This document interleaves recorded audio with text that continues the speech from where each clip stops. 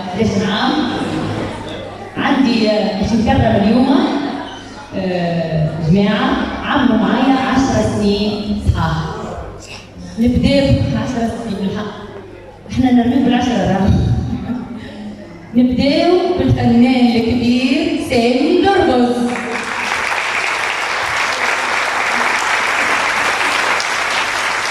كنا معنا 10 سنوات كما قلت لك انت فنان على الدوري النسائي.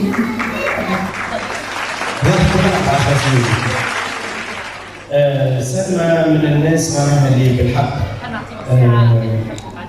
نحكي لك صح بالك دمت عبد الرزاق فرغ قلبك فرغ قلبك. سلمى من الروضات المهمين في تونس. علاش؟ انا الحمد لله 25 سنه كنت معناها معظم الروضات في تونس واقواهم في البهرج وفي المعجون، لكن ما نوصلش معهم. يخلصوني الحبه تعرف وهي تعرف يقول لي سامي شريك خرجت من الروضه الفلانيه، نقوم على خاطر نشوف في اشياء ماهيش بالضروريه.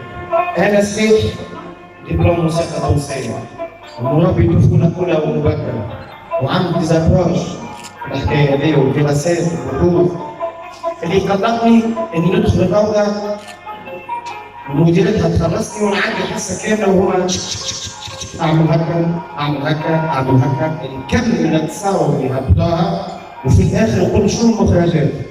جي اخر عام نلقى الطفل ما حصل حتى شيء. سي با سا.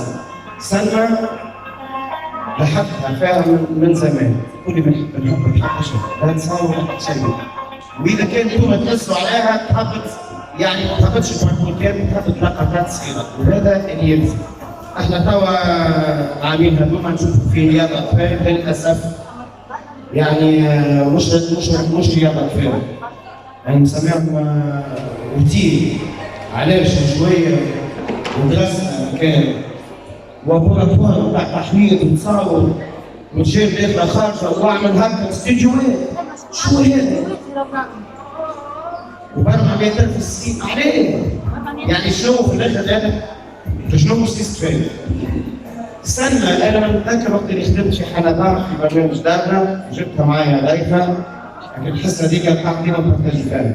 كيفاش تحولت من استاذه جامعيه وانا ما قلتش هبط، يعني هبط في العمر، يعني في العمر، وقالت لا نحب نروح. قلت لها علاش؟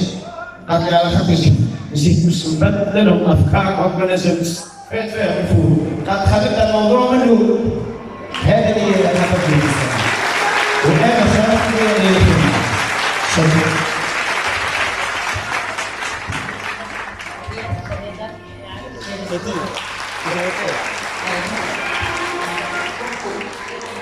عمي ده وين؟ خويا شوف حذايا. تفضل هي تخوفي تحقق الحق تونسي تمها تحقق تونسي تمها. هاي سي سامي. يقدروني وليدات الصغار يزي في بالك. سي سامي.